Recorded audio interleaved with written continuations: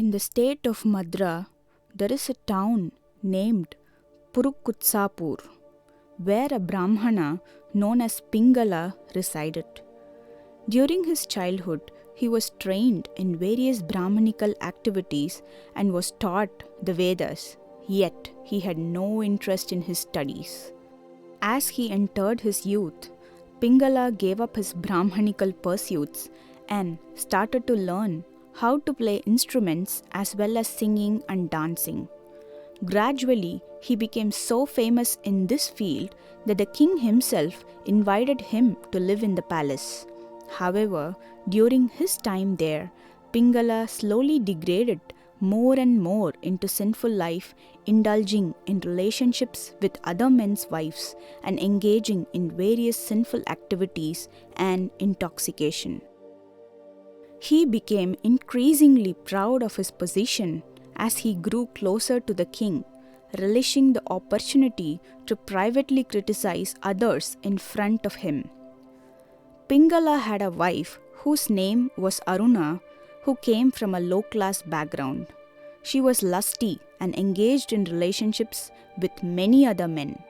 When Pingala discovered her adultery, she plotted to kill him. One fateful night, she beheaded him and buried his body in the garden. After his death, Pingala fell into the deepest regions of hell, and after having suffered there for a long time, he took birth as a vulture.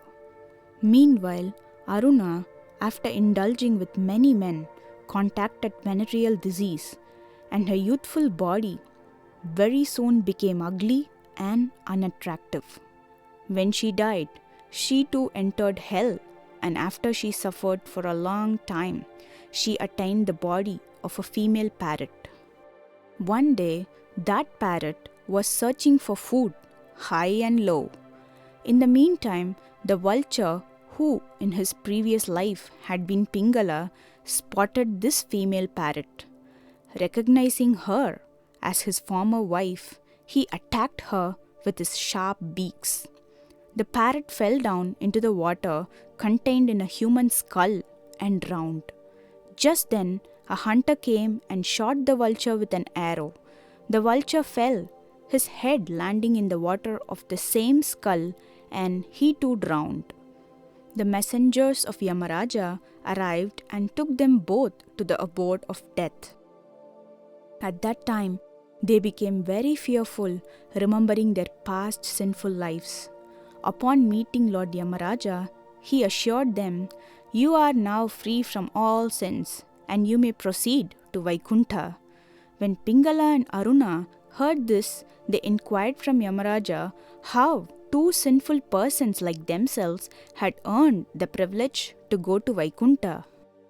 Yamaraja said, "There lived a great devotee of Lord Vishnu named Vata on the banks of the Ganga. He was free from lust and greed. Every day he recited the 5th chapter of the Bhagavad Gita, and when Vata gave up his body, he went straight to Vaikuntha. Due to his daily recitation of the 5th chapter of Bhagavad Gita, his body became completely pure, and by coming into contact with the skull of that devotee's body, you both have attained Vaikuntha. This is the glory of the 5th chapter of the Bhagavad Gita." Lord Vishnu said, "My dear Lakshmi, when they both heard the glories of Bhagavad Gita from Yamaraja, they felt immense joy and boarded the flower airplane that had arrived to take them to Vaikuntha.